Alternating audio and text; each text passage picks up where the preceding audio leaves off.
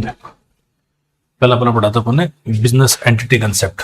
तो business entity concept क्या बताता है कि बिजनेस और ओनर दोनों क्या होंगे, सेपरेट होंगे। ओनर जो बिजनेस में इंट्रोड्यूस करेगा उसे क्या कहेंगे अपन, कैपिटल कहेंगे। और कैपिटल बिजनेस के लिए क्या होती है, लाइबिलिटी होती है, एसेट होती है, लाइबिलिटी होती है। ठीक है। फिर अपन ने ये पढ़ा था मनी मेजरमेंट कंसेप्ट, कि जो ट्रांजैक्शन जिनकी मॉनेटरी वैल्यू होती है या जिनको मनी के टर्म्स में एक्सप्रेस किया जा सकता है, सिर्फ उन्हें रिकॉर्ड करेंगे। जिन ट्रांजैक्शनों को मॉनेटरी वैल्यू में एक्सप्रेस नहीं किया सकता उनको अपन रिकॉर्ड नहीं करेंगे। जैसे अपन ने कल 3 एग्जाम्पल लिखे थे, आप लिख लो लिखना चाहो तो, कि अपॉइंटमेंट ऑफ वर्कर, इसको अपन रिकॉर्ड नहीं करेंगे। किसी भी वर्कर को अपॉइंट करना, लिखा है क्या आपने?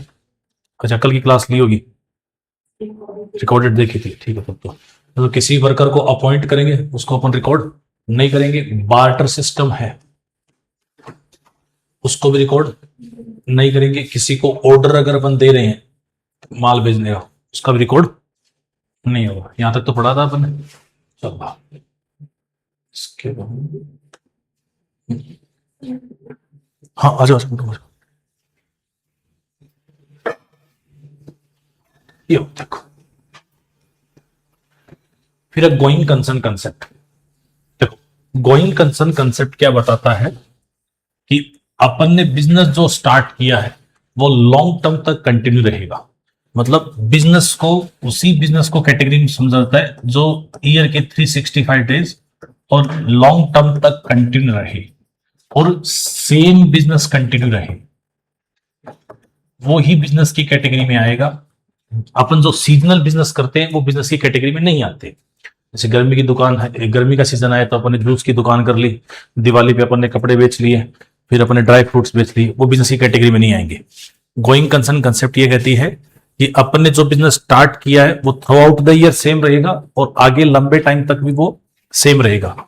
फिक्स्ड एसेट्स जो खरीद जाती है, इसमें लिख लो, fixed assets are purchase on such concept. Fixed assets are purchase on such concept.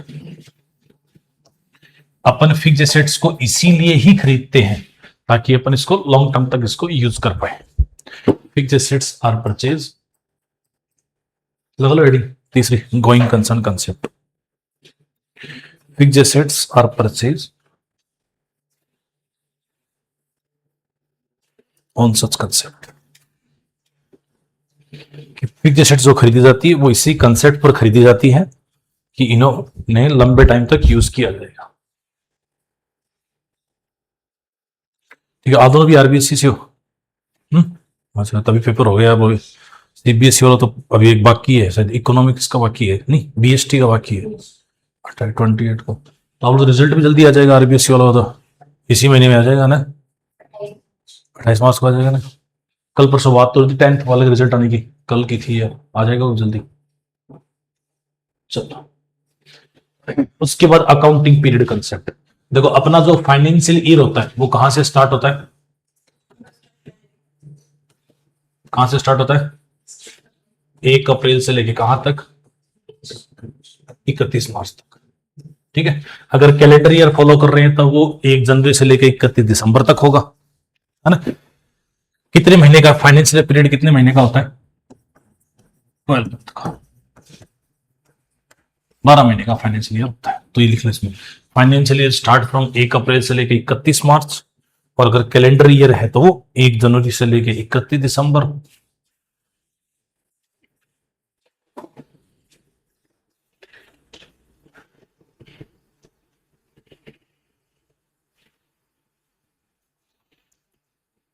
एक जनवरी से लेके 31 दिसंबर।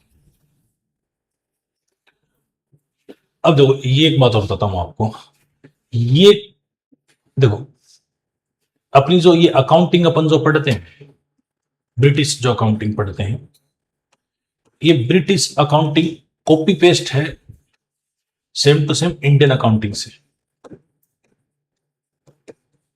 इंडियन अकाउंटिंग जिसको अपन बोलते हैं महाजनी बही खाता। महाजनी बही खाता नाम सुना है आपने कभी?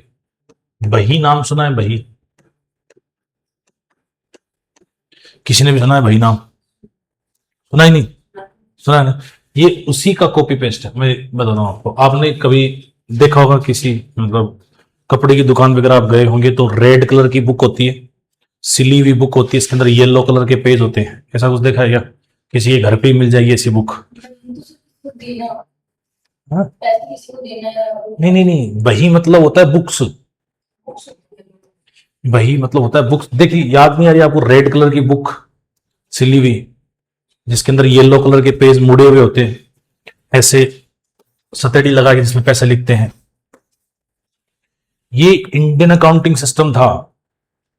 इंडियन अकाउंटिंग सिस्टम का ही आप कह सकते हो इंग्लिश जो वर्जन है वो अपन पढ़ रहे हैं। वही दो डेबिट और क्रेडिट दो पक्ष होते हैं, अपन डेबिट क्रेडिट पढ़ते हैं ना, इसमें दो होते हैं, नाम और जमा। जैसे आप लोगों ने अभी घर पे कहा होगा कि मम्मा फीस भेजो या पापा फीस भेजो, कोचिंग में फीस जमा करानी है। जमा नहीं बोलते, उस जमा का मतलब क्या है? क्रेडिट। कहते ना कि मेरा नाम लिख दे, नाम लिख दे मतलब क्या है? डेबिट। तो जो हिंदी अकाउंटिंग सिस्टम थी उसका ही इंग्लिश वर्जन अपन पढ़ रहे हैं।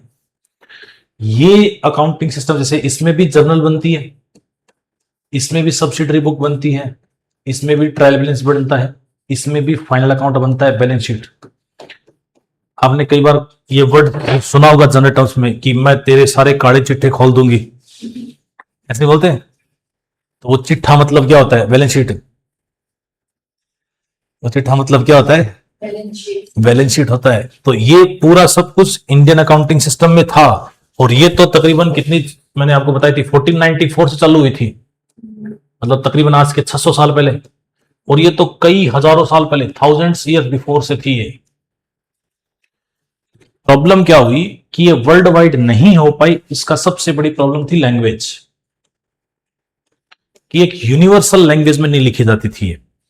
मतलब अगर राजस्थानी में है तो मारवाड़ी में, या मारवाड़ी भी अलग अलग लैंग्वेज में, गुजरात में तो गुजराती में लिखी जाती, महाराष्ट्र में मराठी में लिखी जाती। तो लैंग्वेज एक यूनिवर्सल नहीं होने के कारण ये वर्ल्ड वाइड नहीं हो पाई। ब्रिटिश ने यहीं से पढ़ा और उसी का एक कॉपी पेस्ट करके इंग्लिश वर्जन दे दिया। अब समझो बात को, अगर ये अकाउंटिंग अगर ब्रिटिश की ही होती तो फाइनेंशियल ईयर 1 जनवरी से चालू होना चाहिए ना। अप्रैल से चालू होने का रीजन क्या है? क्योंकि इन्होंने यहां पर पढ़ा तो अपन महाजनी बही में हिंदी कैलेंडर यूज करते हैं, और हिंदी कैलेंडर में पहला महीना कौन सा आता है? कौन सा आता है? अभी चालू हुआ है ना हिंदी कैलेंडर, चैत्र का महीना आता है, ये तो आता है। ये तो ये अकाउंटिंग लिखी जाती चैत्र के महीने से लेकर फाल्गुन तक। तो उन्होंने मैच करा कि चैत्र का महीना कैलेंडर में कहां पर फिट बैठ रहा है, तो वो मार्च मिड या अप्रैल के आसपास फिट बैठ रहा है। तो फाइनेंशियल ईयर लोगों ने चालू किया 1 अप्रैल से। अगर इनका ही वर्जन होता तो कैलेंडर ईयर चालू होता, फाइनेंशियल ईयर 1 जनवरी से चालू होता और 31 दिसंबर को क्लोज होता। लेकिन उन्होंने यहां से कॉपी पेस्ट किया, तो उन्होंने चेक करा कि अकाउंटिंग ईयर स्टार्ट कहां से करते हैं, कि यहां से स्टार्ट करते हैं। वो अपना कहां पर फिट बैठ रहा है, अपना मार्च अप्रैल के बीच में, तो 1 अप्रैल से स्टार्ट करते हैं, तो अप्रैल से लेके 31 मार्च तक। वही रीजन है। ये धीरे धीरे हट चुकी है, पहले तो सिलेबस में था, एकेडमिक सेशन में थोड़ा बहुत था 1-2 चैप्टर, अब पूरा वाइप आउट हो चुका है। अब खाली अपन यही पढ़ते हैं, ब्रिटिश अकाउंटिंग, जिसको अपन डबल अकाउंटिंग सिस्टम के नाम से जानते हैं। ठीक है, तो अकाउंटिंग पीरियड कहां चालू होता है? 1 अप्रैल से, और कहां तक? 31 मार्च तक। इस बार कभी जाओ ना, ड्रेसेस लेने जाओ ना इस बार कोई दुकान पे, तो उसको बोलना कि भैया अपनी बही दिखाओ। उस बही में देख लेना वो उसने 2 पार्ट कर रखे हैं, बस वो इनवर्स लिखता है, इधर क्रेडिट लिखता है, इधर डेबिट लिखता है। वही 4 कॉलम डेबिट के, 4 कॉलम क्रेडिट के। देखना इस बार जाओ तब मिल जाएगी आपको बुक। फिर dual expect concept. Dual expect concept क्या बताती है कि एवरी ट्रांजेक्शन से 2 एक्सपेक्ट एटलीस्ट अफेक्ट करते हैं, और इस ड्यूल एक्सपेक्ट ने ही अकाउंटिंग इक्वेशन दी, वो लिख लो। एसेट्स इक्वल्स टू क्या होता है? लायबिलिटी प्लस, बोलो, अरे बोलो भाई, assets equals to liabilities plus capital.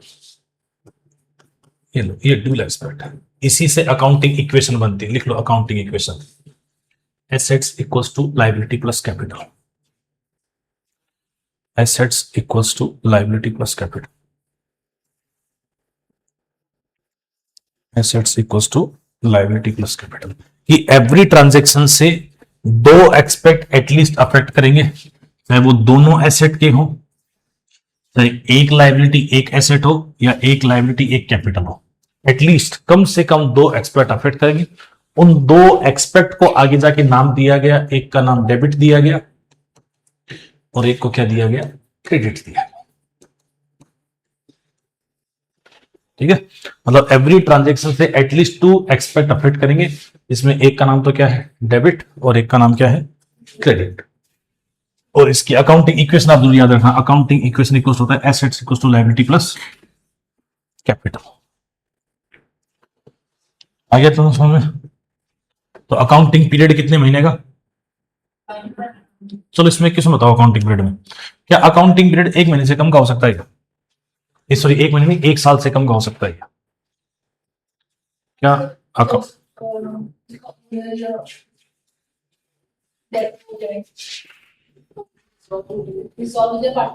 Partnership या बिजनेस क्या हो जाए, बंद हो जाए, या बिजनेस बेचना पड़ जाए, तो सारे बिजनेस 31 मार्च को थोड़ी बिकते हैं, कभी बिक सकते हैं वो। तो जब वो बिकेंगे तब वो अकाउंटिंग ईयर है वो लेस देन 12 मंथ का होगा। स्टार्ट करोगे तब भी हो सकता है, सारे बिजनेस 1 अप्रैल को थोड़ी स्टार्ट होते हैं। मान लो 1 जनवरी को आपने बिजनेस स्टार्ट करा तो जनवरी से लेके मार्च तक का ही बनेगा, तो 3 महीने का ही होगा। तो accounting period less than 12 month भी हो सकता है, या पहला अकाउंटिंग पीरियड 12 महीने से ज्यादा का भी हो सकता है। मान लो आपने 1 मार्च को बिजनेस चालू करा, अब 31 मार्च आ गई, तो 1 महीने का क्या फाइनेंशियल बनाए, तो वो 13 मंथ का अगला साल भी इंक्लूड कर लेता है, तो 13 महीने का फाइनेंशियल बना सकता है। तो पहला फाइनेंशियल कुछ भी हो सकता है, उसके बाद अपन इसमें चेंज कर लेंगे। फिर कॉस्ट कंसेप्ट, देखो कॉस्ट कंसेप्ट में अपन ने कल पढ़ा था फिक्स्ड एसेट्स, कि फिक्स्ड एसेट्स को ऑलवेज रिकॉर्ड किया जाता है। लिख लो, fixed assets are always record at historical cost. Fixed assets are always record at historical cost, and historical cost means क्या होता है, पुट टू यूज के total expenses, put to use के टोटल एक्सपेंसेस। मतलब बिजनेस में जब तक उस एसेट को पुट टू यूज नहीं कर दिया गया तब तक के सारे एक्सपेंसेस किस में लिखे जाएंगे, हिस्टोरिकल कॉस्ट में लिखे जाएंगे। कल अपन लिखा था ना, परचेज प्राइस प्लस ट्रांसपोर्ट का खर्चा, लिखा था ऐसा कुछ, प्लस इंस्टॉलेशन का खर्चा, ये सारे खर्चे इसी में रिकॉर्ड होंगे। एसेट को पुट टू यूज नहीं कर दिया जाए तब तक के सारे खर्चे इसी में रिकॉर्ड किए जाएंगे।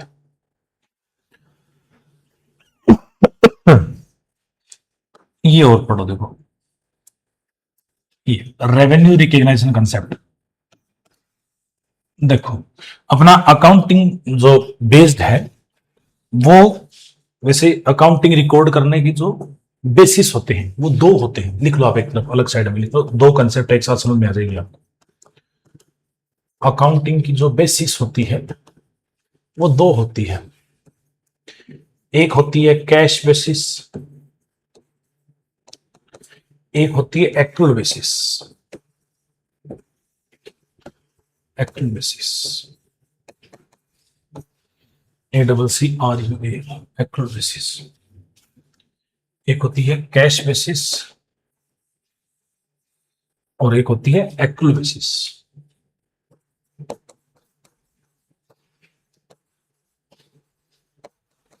देखो कैश बेसिस ये बताता है कि एक्सपेंसेस आपने पे करे हैं तो ही रिकॉर्ड करो, इनकम रिसीव हुई है तो ही रिकॉर्ड करो। एक्चुअल बेसिस ये बताता है कि कैश हो चाहे क्रेडिट हो, दोनों ट्रांजैक्शन रिकॉर्ड किए जाएंगे। मतलब आपने एक्सपेंसेस कर दिया है, फिर आपको पेमेंट आपने किया है या नहीं किया है तो भी रिकॉर्ड किया जाएगा। इनकम अगर अर्न हो गई है, चाहे वो रिसीव हुई है या नहीं हुई है, तो भी रिकॉर्ड किया जाएगा। वो कौन सी बेसिस होता है, एक्चुअल बेसिस। और नॉर्मल जो अकाउंटिंग है वो इसी पर ही बेस्ड होती है।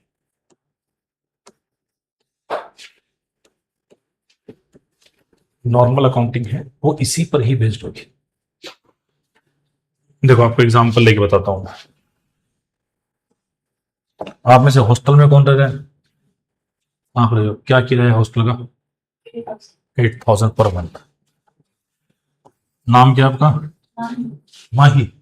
ठीक है, तो माही हॉस्टल में 2025 से लेके 26 तक रही है, मतलब कंप्लीट कितने महीने के लिए? 12 महीने के लिए। ठीक है, ये 8,000 पर मंथ का किराया है। ठीक है, महीने 80,000 रुपए पे करें इस पूरे साल में। ठीक है, अब आप बताओ एक्सपेंसेस कितना हुआ? 80,000,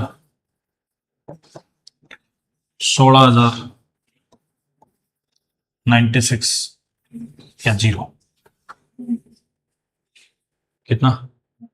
96, 80,000 दिया आपने, 80,000 ही है। बताओ, आप दोनों बताओ, समझ में नहीं है? सर हम तो कभी हॉस्टल में रहे नहीं, तो हमें कोई आइडिया नहीं। ऐसा 8,000 रुपए पर महीने का किराया है, पूरे साल अप्रैल से लेके मार्च तक ये रही है। 12 महीने का किराया है, 8,000 रुपए पर मंथ के हिसाब से, और उसने पे कराया 80,000 रुपए। तो माही की बुक्स ऑफ अकाउंट में एक्सपेंसेस कितने रिकॉर्ड होंगे? 80, 96, 16 या जीरो? दिए 80,000 ये,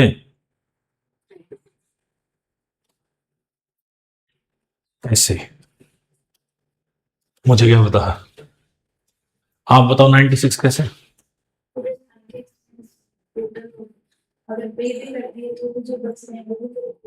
हाँ, मतलब 80,000 पेड और 16,000 आउटस्टैंडिंग, टोटल कितने हो गए? हमने कभी सुना होगा आउटस्टैंडिंग क्लोजिंग ऐड होते हैं, तो वो ऐड इसीलिए होते हैं क्योंकि ये इसी साल का एक्सपेंस है, उसको इसी साल ही दिखाया जाना चाहिए। इनकम के लिए भी यही होता है कि जो हॉस्टल का जो ओनर है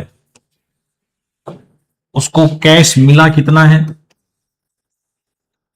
फिर भी वो इनकम कितनी रिकॉर्ड करेगा? अरे बोलो, 96 रिकॉर्ड करेगा। कैसे रिकॉर्ड करेगा कि 80,000 तो इनकम रिसीव्ड और 16,000 रिसीवेबल, ऐसी इनकम जो अपने को रिसीव इन फ्यूचर होगी, तो वो रिकॉर्ड किया जाएगा। चलो अगर मान लो ये 1 रुपया भी किराया नहीं दे, कोई किराया नहीं दिया, अब बताओ एक्सपेंसेस कितना हुआ? 80, 16, 96, जीरो?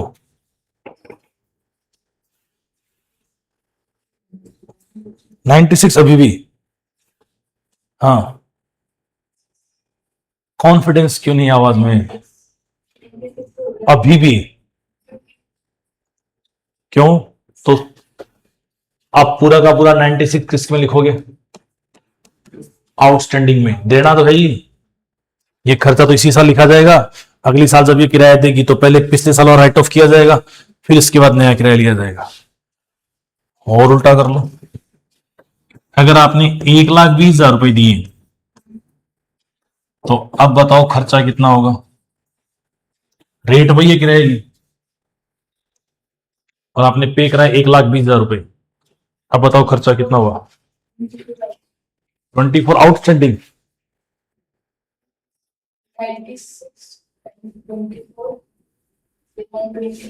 तो 24 क्या हुआ? प्रीपेड। प्रीपेड तो खर्चा कितने का? 120 का या 96 का? 96 का ही रहेगा, चाहे आपने एक्सपेंसेस ज्यादा पे करे हैं, कम पे करे हैं, नहीं पे करे हैं, जितना खर्चा बनता है उतना ही रिकॉर्ड होगा। ये कौन सा है? Actual basis. अब रेवेन्यू रिकॉग्नाइज क्या बताती है आपको कि आपको रेवेन्यू रिकॉग्नाइज करना कब है? जब आपने सेल्स कर दी है, वेदर पेमेंट इज रिसीव्ड और नॉट, आपको इनकम राइज हो चुकी है, मतलब आपने कमीशन अर्न कर लिया, किराया अर्न कर लिया, तो आपकी इनकम हो चुकी है, वेदर पेमेंट रिसीव्ड और नॉट। दूसरा, आपको एडवांस में पैसा मिला है, वो आपकी इनकम नहीं है। जैसे आपने किराया पे करा 1,20,000 रुपए, तो सामने वाले की इनकम 96 ही हुई है, 1,20,000 नहीं हुए। 24 जो एडवांस में आया है वो उसकी एडवांस इनकम नहीं है। तो लिखो income will be recognised, income will be recognised whenever sales are made, whenever sales are made, comma, income earned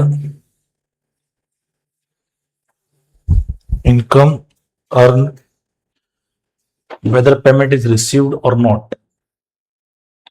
Income earned whether payment is received or not. Income earn हो चुकी है, चाहे payment receive हुआ हो या नहीं हुआ हो।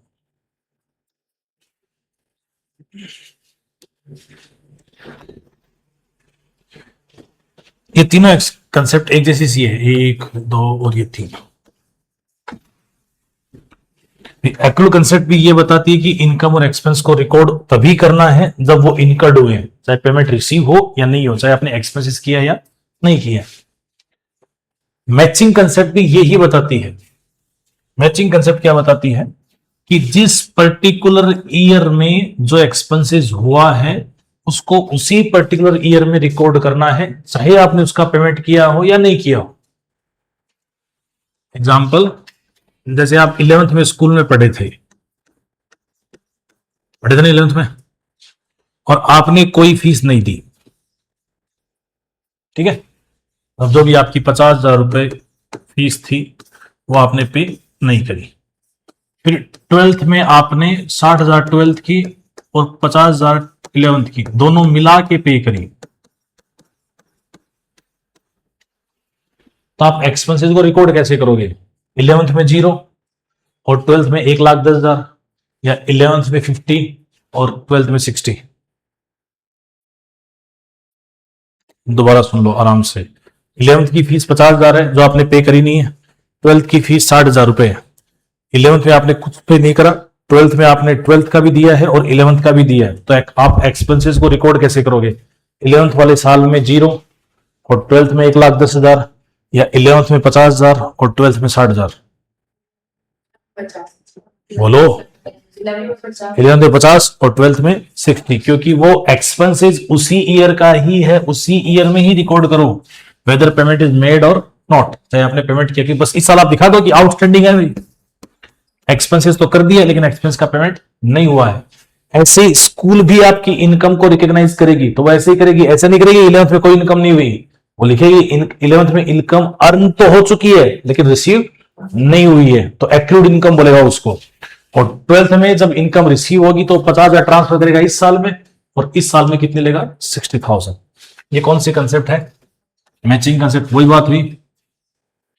एक्चुअल कंसेप्ट भी यही है। एक्चुअल कंसेप्ट भी ये कहती है कि income and expense are record when they are earn और incurred whether payment is made और नॉट। ये कह रहा है कि जिस साल में एक्सपेंसेस हुआ है उस साल में ही उसको रिकॉर्ड करो, चाहे उसका आपने पेमेंट किया या नहीं किया। रेवेन्यू रिकॉग्नाइज क्या कह रहा था कि रेवेन्यू आपको तभी रिकॉग्नाइज करना है, इनकम तभी माननी है जब आपने सेल कर दी है तब माननी है, या पेमेंट आया है तब माननी है। इनकम आपको अर्न कब होगी या रेवेन्यू रिकॉग्नाइज कब करना है? जब आपने सेल करी है तब करना है, या सेल्स का पेमेंट आया तब करना है?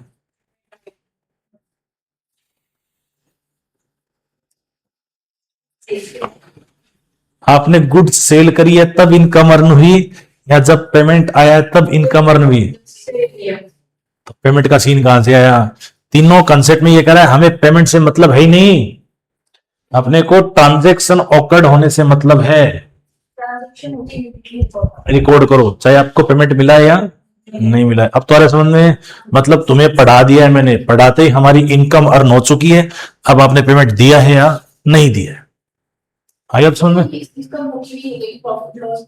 हाँ, उस तो क्योंकि कंपेरिजन देखो, इस वाले केस में देखो, अगर तुम 11th में 0 एक्सपेंस दिखाते हो और 12th में दिखाते हो 1,10,000, बाकी बच्चे रिकॉर्ड कर रहे हैं 11th में 50,000 और 12th में 60,000, क्योंकि वो टाइमली पे कर रहे हैं। अब तुम अगर ऐसा रिकॉर्ड करते हो तो कंपैरिजन कहां हो पाया कि 11th में तुमने ऐसा क्या करा कि तुम्हारा कोई एक्सपेंसेस नहीं है और बाकी बच्चों का एक्सपेंसेस कितना है? 50,000। 12th में तुमने ऐसा क्या करा कि तुम्हारे खर्चे 1,10,000 है, बाकी बच्चों के 60,000 है, तो प्रॉपर कंपैरिजन नहीं हुआ ना। तो एक्चुअल कंपैरिजन करने के लिए आपको ये वाला एक्सपेंसेस इसी साल दिखाना पड़ेगा, और इधर कितना दिखाओगे? 60,000। अब तुम्हारे समझ में? चलो एक एग्जांपल और लेते हैं। आपका नाम क्या बताया मैडम पीछे आपने? टीना शर्मा। ठीक है, मेरे नाम याद होते नहीं मैडम, बहुत मुश्किल से याद होंगे। टीना ने 2025-26 में 15 लाख रुपए की सेल करी। कितने रुपए की सेल करी? और उसको पेमेंट रिसीव हुआ 10 लाख। ठीक है, 26-27 में इसने कोई सेल नहीं करी, नो सेल, मस्त छुट्टी पे थी। और ये 5 लाख रुपए इसको 26-27 में मिला, जो बचा हुआ था। 15 लाख का माल बेचा था उस साल, तो कितना मिल गया था? 10 लाख रुपए मिल गए थे, डेटर से कलेक्ट हो गया था, बाकी पैसा मिला नहीं था। अगली साल इसने कोई सेल नहीं करी और उसको पैसा जो बचा हुआ वो 5 लाख मिल गया। अब आप टीना की इनकम बताओ, कौन कौन से साल में कितनी कितनी है? सेल्स से पैसा आया, मतलब उधार बेचा था माल और उसका पैसा आया 10 लाख, और बाकी 5 लाख आया अगले साल। और अगले साल इसने कोई सेल नहीं करी, छुट्टी में थी पूर्णतः, दुकान नहीं खोली इसने। तो अब बताओ टीना की इनकम है या रेवेन्यू जनरेट है, वो कौन सी साल में कितना कितना हुआ? 25-26 में कितना और 26-27 में कितना?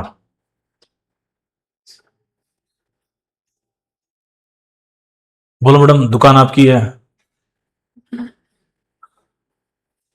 आपकी दुकान है? नहीं है? फिर बताओ सर, आज डेमो क्लास में आप क्यों बमबारी कर रहे हो मेरे ऊपर? शांति से बैठे बैठे पढ़ लेने दो। चलो आप बताओ, बोल तो बिंदास बोल एकदम आराम से कि सर 25-26 में तो इनकम कितनी? 10 लाख क्या? और 26-27 में इनकम कितनी? 5 लाख। शाबाश। हाँ हाँ बताओ आसाम।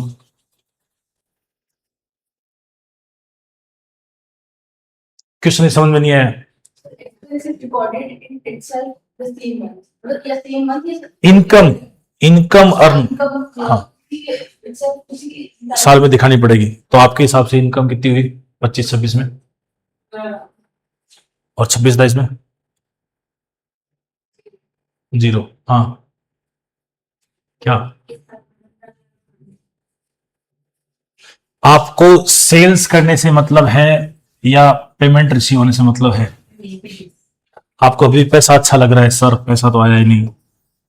डबल अकाउंटिंग सिस्टम इसी पर ही बेस्ड है कि अगर आपने गुड सेल कर दिया है तो आपकी इनकम रिकॉग्नाइज हो चुकी है, वेदर पेमेंट इज रिसीव्ड और नॉट। ऐसे कर लीजिए, तुमने 15 लाख का माल बेचा है, तुम्हें कोई पैसा रिसीव नहीं हुआ और सारा पैसा आया अगली साल, और अगले साल तुमने दुकान भी चालू नहीं करी, तुम्हारे हिसाब से इनकम कौन से साल मिलेगी? क्योंकि इसके लिए तुमने कोई काम करा है यार, जिस साल काम करा है इनकम उसी साल में रिकॉग्नाइज होगी। अब तो आ समझ में नहीं आया? हाँ 25-26 में ही इनकम लिखेंगे, 26-27 में कोई इनकम नहीं लिखेंगे। अब तो ठीक है, उल्टा कर लो।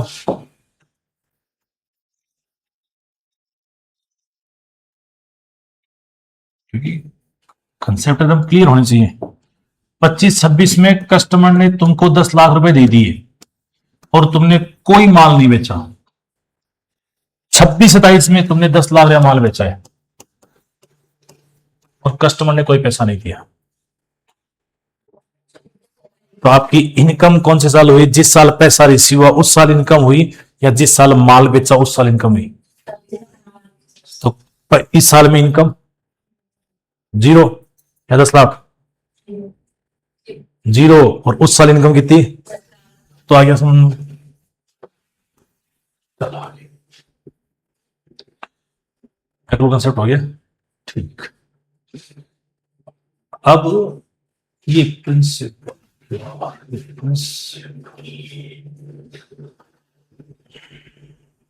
अब एक है अकाउंटिंग कन्वेंशन, ये हेडिंग लिखो, देखो कन्वेंशन, उसके बाद पढ़ेंगे 1 2 3 4, काफी इंपॉर्टेंट है ये कन्वेंशन। देखो कन्वेंशन और प्रिंसिपल या कंसेप्ट में थोड़ा सा फर्क क्या है वो देख लो आप। कंसेप्ट और जो प्रिंसिपल है, वो आपको फॉलो करने मस्ट हैं। मतलब आप इसमें सिंगल चेंज नहीं कर सकते। जैसे अकाउंटिंग पीरियड कितने महीने का होता है? 12। हाँ,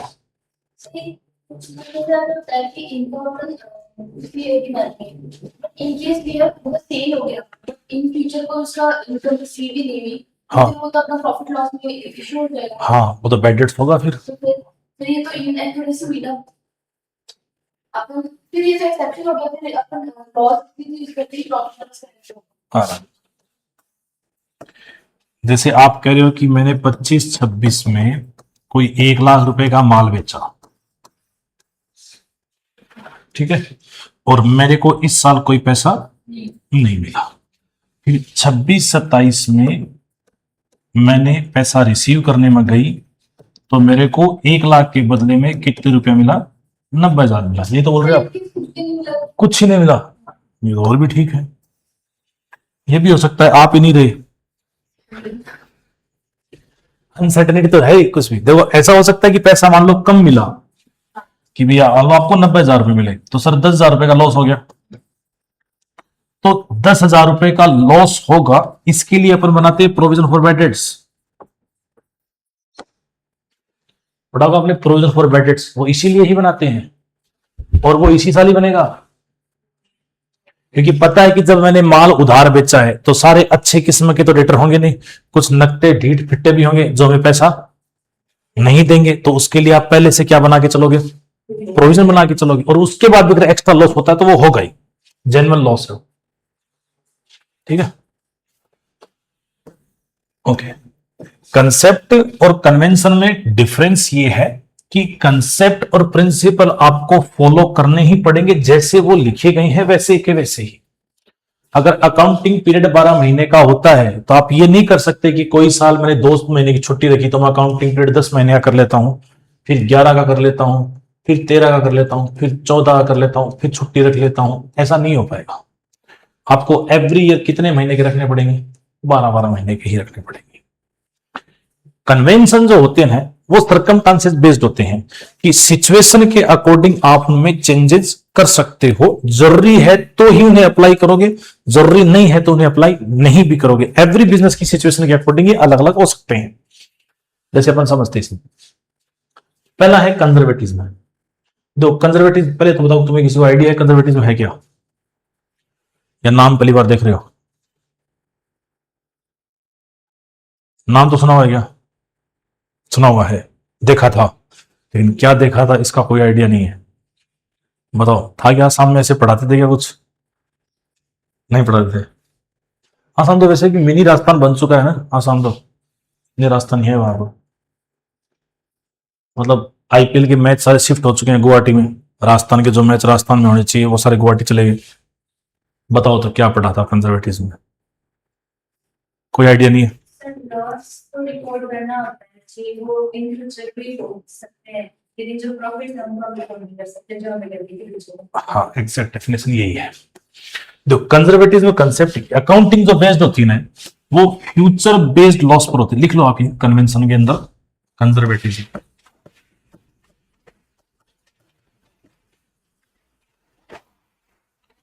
कंजर्वेटिज्म,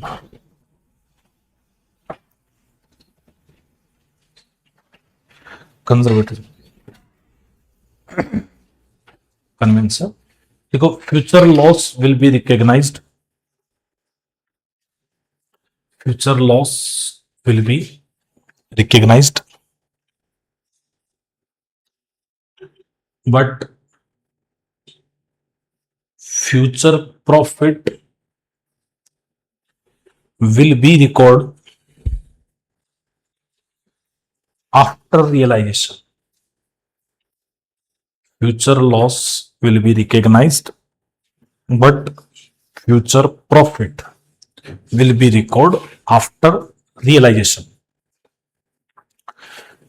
मतलब आपको फ्यूचर में अगर कोई भी लॉस दिखाई दे रहा है तो आप उसे रिकॉर्ड करोगे, लेकिन फ्यूचर में अगर आपको प्रॉफिट दिखाई दे रहा है तो आप उसे रिकॉर्ड तब तक नहीं करोगे जब तक कि वो रियलाइज नहीं हो जाए। देखो, जैसे आपने अभी 12th के एग्जाम दिए,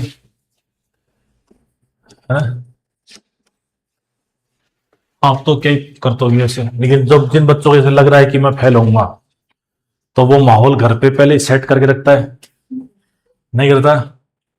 कि भाई स्कूल में टीचर पढ़ाते ही नहीं है, टाइम पर कोर्स ही पूरा कंप्लीट नहीं होता है, फिर घर वालों पे कि तुम लोग मुझे पढ़ने कहाँ देते हो, है ना? फिर पेपर इतना डिफिकल्ट आता है, और आरबीएससी में तो बच्चे पास ही नहीं होते, बहुत डिफिकल्ट है। तो उम्मीद मत करो कि मैं भी क्या होऊंगा, पास होऊंगा। तो वो क्या है, फ्यूचर में जो लॉस होने वाला है उसको क्या कर लेते हैं, पहले रिकॉग्नाइज कर लेते हैं, जिससे कि जोर का झटका जोर से नहीं लगे। घर वालों को सडनली ऐसा नहीं, ऐसा तुम्हें लगता है? अगर नहीं है तो जाके बोलना स्टार्ट कर दो घर पे कि आरबीएससी का इस बार पेपर बहुत बहुत ज्यादा डिफिकल्ट आया, रिजल्ट देखो बहुत जल्दी आ रहा है, तो हो सकता है कि कुछ भी ऊपर नीचे हो सकता है। तो ऐसे उम्मीद है आपने सेट कर रखे कितने कितने परसेंटेज, कितने कर रखे हैं? 95 तक। हे भगवान, 2-3 लड़के पास हैं 95 में, इतने परसेंटेज भी आने के होते हैं 70-80 के बीच में। तो अगर उसकी भी तुम पहले प्रोविजन बना के रखो घर पे, अगर थोड़ा सा भी कम ज्यादा हो तो। अच्छा, आपने 1 साल पहले दिया था आरबीएससी, ओके, कितने परसेंटेज थे आपके? 76 थे, तब तो ठीक है। ये आया समझ में? तो फ्यूचर के लॉस को अपन क्या करते हैं, पहले ही रिकॉग्नाइज करते हैं। जैसे अभी तुम जून में एग्जाम दोगे, इसके लिए बनाना पड़ेगा पहले। आपको पता है हमें क्या मिला था, टाइम कम ही मिला था, कोचिंग ही टाइम से पूरी नहीं हो पाई थी, और हम तो आरबीएससी थे, इंग्लिश मीडियम में कन्वर्ट होने में भी टाइम लगा। हिंदी मीडियम थोड़ी आप लोग, इंग्लिश मीडियम से हो ना, तब तो ठीक है। तो कंजर्वेटिव, जैसे अभी आपने अपन ले रखा था, इसका एग्जाम्पल लिखो तो provision for bad debts, example लिखो इसका, प्रोविजन फॉर बैड डेट्स। अपने सीएस में बहुत काम आएगा ये conservatism, provision for bad debts, कि फ्यूचर के लॉस को अपन पहले ही रिकॉग्नाइज करके रखते हैं। ठीक है, एक इसका एग्जांपल आता है, एग्जाम में बहुत बार क्वेश्चन पूछा जाता है इसका, स्टॉक वैल्यूएशन। स्टॉक वैल्यूएशन, बताओ स्टॉक का वैल्यूएशन कैसे होता है? याद है तो कोई, किसी कोई वैल्यूएशन की लाइन? कॉस्ट और मार्केट प्राइस या नेट रियलाइज्ड वैल्यू, कुछ याद आया? नहीं याद आया, लिख लो तो कोई बात नहीं। कॉस्ट और net realisable value,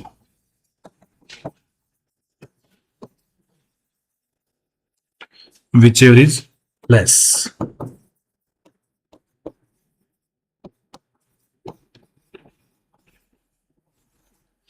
whichever is less, cost और मार्केट प्राइस या कॉस्ट और net realisable value, whichever is less, जो दोनों में कम होगी उसी पर स्टॉक को रिकॉर्ड किया जाता है।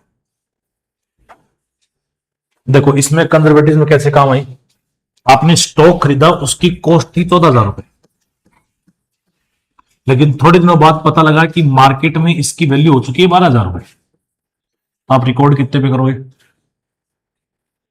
स्टॉक की प्राइस मार्केट में गिर गई है तो आप रिकॉर्ड कितने पे करोगे? 14,000 रुपए नहीं, 12 पे। फ्यूचर के लॉस को पहले रिकॉग्नाइज करोगे, विच एवर इज लेस, जो दोनों में क्या हो, कम हो, तो रिकॉर्ड कितने पे करोगे? 12,000 पे स्टॉक को। ठीक है, अगर मान लो ये मार्केट प्राइस अगर 15,000 रुपए हो जाए, तब रिकॉर्ड कितने पे करोगे? 14,000 पे। मतलब प्रॉफिट हुआ है तो प्रॉफिट को तब तक रिकॉग्नाइज, क्योंकि एक्चुअल में तो ये प्रॉफिट होगा कब, जब इसको बेचोगे तब। एक्चुअल में ये लॉस तभी होगा जब बेचोगे तब, अभी तक माल आपके गोदाम में ही है। लेकिन आप क्या करते हो कि फ्यूचर की प्राइसेस अगर गिर गई है तो गिरी हुई प्राइस पर रिकॉर्ड करते हो। जैसे आपने अभी रिसेंट में अगर न्यूज अगर पढ़ी होगी तो ये पढ़ा होगा कि चांदी की प्राइस, सिल्वर की प्राइस बहुत बढ़ी थी, 3.5 लाख रुपए के आसपास चली गई थी, फिर एक साथ चांदी टूटी तो 2,90,000 रुपए आ गई, तो कह रहे कि चांदी में घाटा हो गया, जबकि एक्चुअल में घाटा थोड़ी हुआ है। घाटा तो कब होगा, जब बेचोगे तब। अरे समझ में, लेकिन अपन रिकॉर्ड किस पे करेंगे? 2,90,000 रुपए ही रिकॉर्ड करेंगे। तो कंजर्वेटिव कंसेप्ट में स्टॉक वैल्यूएशन, कॉस्ट और net realised value, whichever is less. इसका क्वेश्चन आ सकता है आपको कि आपको फॉलोइंग कंडीशन के अंदर स्टॉक की वैल्यू करनी है, आपको कॉस्ट और एनआरवी दोनों देगा, दोनों में से जो कम होगी उसको रिकॉर्ड करोगे। आगे समझ में। अब कंजर्वेटिज्म कन्वेंशन कैसे है, क्योंकि प्रोविजन फॉर बैड डेट्स बताओ सभी बिजनेस पे बनाया जाना जरूरी है क्या? पहले तो ये बताओ, जिस बिजनेस में डेटर है ही नहीं क्या वहां पर ये बनेगा? और सभी बिजनेस के डेटर सारे क्या एक जैसे ही होते हैं या अलग अलग प्रकार के होते हैं? तो सब पर प्रोविजन फॉर बैड डेट्स की रेट क्या होगी? अलग अलग होगी। तो सिचुएशन के अकॉर्डिंग ये बनाया जाता है या पास्ट एक्सपीरियंस के बेस पर बनाया जाता है। इसीलिए कंजर्वेटिज्म कंसेप्ट को कन्वेंशन में डाला गया है कि सिचुएशन के अकॉर्डिंग, सर्कमस्टांसेस के अकॉर्डिंग आप बना सकते हैं। फिर दूसरा है कंसिस्टेंसी। ये और लिखो, कंसिस्टेंसी वैसे फंडामेंटल अकाउंटिंग अजम्पशन में भी आता है। कंसिस्टेंसी बताओ किसी को अगर आइडिया हो तो। कंसिस्टेंसी जो कंसेप्ट अपन लेके चल रहे हैं उसी को पूरे जो फाइनेंशियल ईयर यूज करते हैं। कि कंसिस्टेंसी का मतलब है जो रूल रेगुलेशन है, जो प्रोटोकॉल है, जो मेथड है, जो फॉर्मूला है, वो एक बार अपन ने अडॉप्ट कर लिए हैं, through out the year same रहेंगे, उनमें कोई बदलाव नहीं होगा। जैसे आपने कहा कि मैं बिजनेस चालू करूंगी तब मैं माल कैश में ही बेचूंगी, हमारे यहां पर कोई उधार नहीं दिया जाएगा।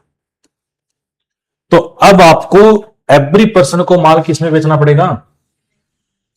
ऐसा नहीं है कि आपने 2 महीने कैश में माल बेचा, फिर आपको ये रियलाइज हुआ कि नहीं यार मैं कैश में बेच रही तो कस्टमर आ ही नहीं रहे, मेरे को उधार भी बेचना चाहिए, तो फिर आपने उधार बेचना स्टार्ट किया।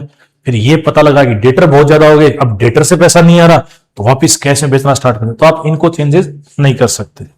जैसे आपने डेप्रिसिएशन का मेथड पढ़ा होगा, एसएलएम मेथड पढ़ा है, ऐसा कुछ याद आ रहा है? WDV है, स्ट्रेट लाइन मेथड और रिटर्न डाउन वैल्यू मेथड। तो ऐसा थोड़ी था कि एक साल एसएलएम लगाया फिर WDV, फिर कहीं WDV जो टफ होता है कैलकुलेशन करने में, दोबारा एसएलएम पे आ जाते हैं। अगर आपने एसएलएम फॉलो करा है तो ऑलवेज क्या रहेगा? एसएलएम। तो rule regulation, protocol, formula, method जो आपने फॉलो करे वो through out the year same रहेंगे। अब पॉइंट ये आता है कि सर क्या इनको कभी चेंज नहीं किया जा सकता? तो जी हाँ, इनको चेंज किया जा सकता है। ऐसा चेंज करना आपके बिजनेस के लिए प्रॉफिटेबल हो तो आप इनको चेंज कर सकते हो। जैसे आपने फीफो सिस्टम पढ़ा है, फीफो क्या होता है? First in first out. एक लीफो पढ़ा है, last in first out. FIFO होता है फर्स्ट इन फर्स्ट आउट। जो वेजिटेबल्स वाले दुकान वाले होते हैं, स्वीट्स की दुकान वाले होते हैं, या डेयरी प्रोडक्ट वाले जो होते हैं, वो कौन से सिस्टम पे काम करते हैं? फीफो पर या लीफो पर? लीफो पर या फीफो पर? पता नहीं सर। सब्जी दुकान देखी है आपने? नहीं देखी। डेयरी देखी है? तो वो दूध पहले कौन सा बेचेगा? कल वाला बेचेगा या आज वाला बेचेगा? नहीं सर, आज वाला बेचेगा। तो वो कौन, तो उसके पास पहले जो आया था उसको पहले बेचेगा या बाद में जो आया था उसको पहले बेचेगा? तो वो कौन सिस्टम पे काम करता है? फीफो पे। अब मान लो कोई सन की पागल है, वो लीफो पे काम कर रहा है, और हम गए उसकी दुकान पे और हमने जाके उसको समझाया कि आज ही हम कोचिंग में पढ़ गए हैं फीफो लीफो क्या होता है, तो तुम्हें सामान किस पर नहीं बेचना चाहिए? लीफो पर। तुम्हें किस पे बेचना चाहिए? उसको वाह यार जबरदस्त बात बताई मैडम आपने, तो मैं आज के बाद किस पर बेचूंगा? फीफो पर बेचूंगा। तो ऐसा चेंज करना अगर उसके लिए प्रॉफिटेबल हो तो वो उसको चेंज कर सकता है। ऐसा चेंज करना गवर्नमेंट की रिक्वायरमेंट हो तो भी आपको चेंज करना पड़ेगा। गवर्नमेंट की रिक्वायरमेंट हो तो भी आपको चेंज करना पड़ेगा। याद करो, आपको तो पता नहीं याद होगा नहीं होगा। 8 नवंबर 2016 याद है? मोदी जी आए थे 8 बजे।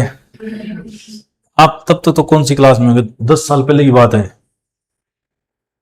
पहली दूसरी क्लास में होंगे आप, सेकंड थर्ड। तब तो आपको क्या ही पता, मम्मा बोलते थे आप पानी को, आपको क्या पता।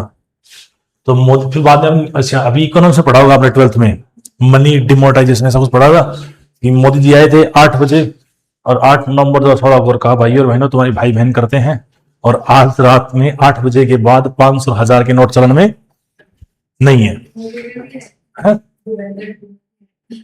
अच्छा, देख आए क्या आप ये भी? ओह, बच्चों ये तो इसके लिए तो पहले आपने धुरंधर 1 भी देखी होगी, वो भी देख रही है।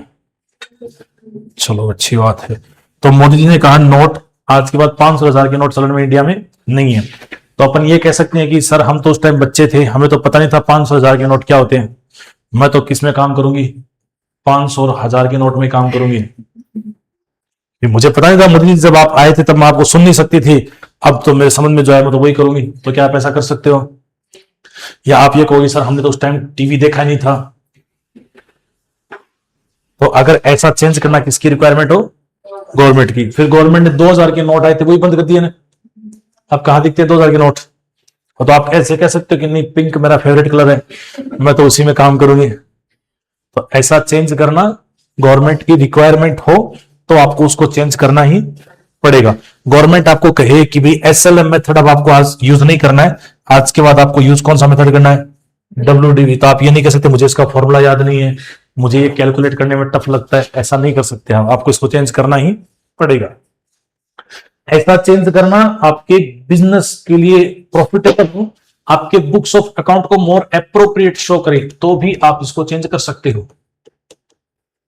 जैसे कल आपसे क्वेश्चन पूछा गया था वो कैलकुलेटर वाला एग्जांपल, फिर कैलकुलेटर को आपने कहा था कि सर फिक्स्ड सेट्स में रखते हैं, फिर हमने फिक्स्ड सेट में इसको रख के देखा तो बहुत बुरा लग रहा था, है ना। फिर हमने उसको वहां से क्या कर दिया? रिमूव कर दिया। तो ऐसा चेंज करना आपके बुक्स ऑफ अकाउंट को क्या करे? मोर एप्रोप्रिएट, तब आप उसको चेंज कर सकते हो, अदरवाइज आप चेंज नहीं करोगे। तो इसमें लिख लो कंसिस्टेंसी में rule regulation method protocol will be same through out the year. Rule regulation protocol method will be same throughout the year. Rule regulation protocol method policies will be same throughout the year but they can be changed, लेकिन इनको बदला जा सकता है, but they can be changed। इसमें लिख लो first लिख लो मोर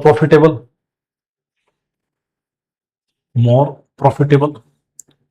second लिख लो गवर्नमेंट रिक्वायरमेंट, गवर्नमेंट ने ऐसा चेंज करने के लिए आपको कहा है। और थर्ड लिख लो books of account more appropriate.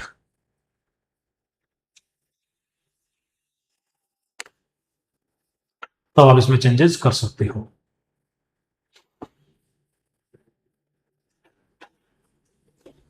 ठीक है, कंजर्वेटिव समझ में आ गया। और ये कंसिस्टेंसी, कंजर्वेटिज्म आपको ये बताता है फ्यूचर लॉस को रिकॉग्नाइज करेंगे, फ्यूचर प्रॉफिट को रिकॉग्नाइज नहीं करेंगे। एग्जाम देती है अपन ने पार्टी थोड़ी स्टार्ट कर दी है, कब करोगे? जब रिजल्ट आएगा उसके बाद चालू करोगे ना। या वहीं से एग्जाम सेंटर से डीजे लेके आए थे घर पे कि एग्जाम तो हो ही गया है, अब ऑल राजस्थान फर्स्ट रैंक आएगी, ऐसा थोड़ी था। लेकिन फेल होने वाले बात तो घर पे बता रखी है ना पहले, या जो पेपर हल्का हुआ उसके बारे में तो पहले बता ही दिया होगा। कौन सा हल्का हुआ था? हाँ, RBS में सारे हल्के हल्के पेपर ही आते हैं आपका। अच्छा, एक पेपर आउट हो गया था, हाँ फिर वो दोबारा हुआ था। RBC में ये सीन और पेपर आउट होते हैं इसके। तो अब कौन सा खराब हुआ है? अकाउंट्स का। अकाउंट, हाँ मुझे अकाउंट्स का सही चाहिए आप लोगों का कि मैं अकाउंट से पढ़ाऊंगा आपको मैं, है ना। और किसी का आपका सही हो नहीं हो आप, ठीक है। कंसिस्टेंसी में रूल रेगुलेशन क्या रहेंगे? Through out the year same रहेंगे। क्या इनको कभी चेंज नहीं किया सकता? कब चेंज कर सकते हैं? मोर प्रॉफिटेबल हो, गवर्नमेंट की रिक्वायरमेंट हो और books of account more appropriate show हो, तभी चेंज, वरना चेंज नहीं हो। ले चलो तो बाकी आपको कल बता दें।